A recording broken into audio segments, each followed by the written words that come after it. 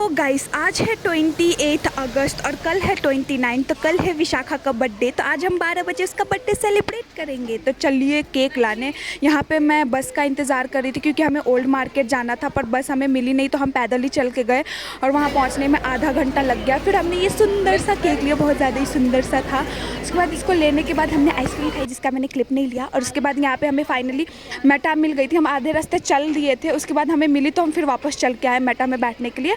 और यहाँ पे आके हमने कैंडल सिलेक्ट कर रहे थे, पर हमने ये कैंडल नहीं लिया गाइस, दूसरा कैंडल लिया।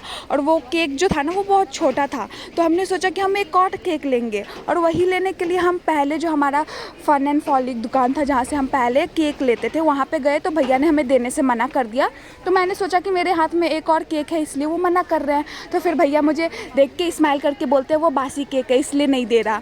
तो फिर ये खुशहाली बोलती है कि तो क्या हो गया, फ्री में दे दीजिए, हम ले लेंगे, एक दिन का बासी केक खाने से क्या ही हो जाएगा। मतलब कि देख रहे हैं इतना मुँहफट हो गई है ये।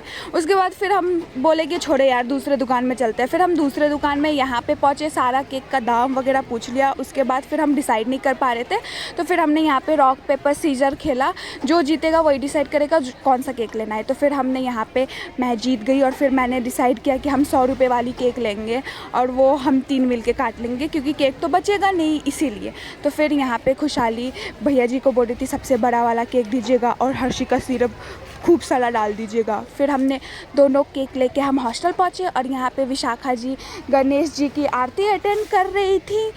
और फिर इससे हमने चाबी ली और फिर हम रूम में पहुँचे, हाथ पैर सब धोया। उसके बाद हमें याद आया गाइस, अपने हॉस्टल पहुँचने के बाद अब मैं जा रही हूँ माहिया के हॉस्टल, क्योंकि सारा विशाखा का जितना भी विशाखा का गिफ्ट था वो माही के हॉस्टल में आया है। तो अब वहाँ जाके उसके गिफ्ट को रैप करेंगे और सारा गिफ्ट को हमारे हॉस्टल में इम्पोर्ट करेंगे। तो चलिए यही गिफ्ट रैप था, तो चलिए हम गिफ्ट रैप करके आपको मिलते हैं। माही और मैंने मिलके गिफ्ट पूरा रैप किया है।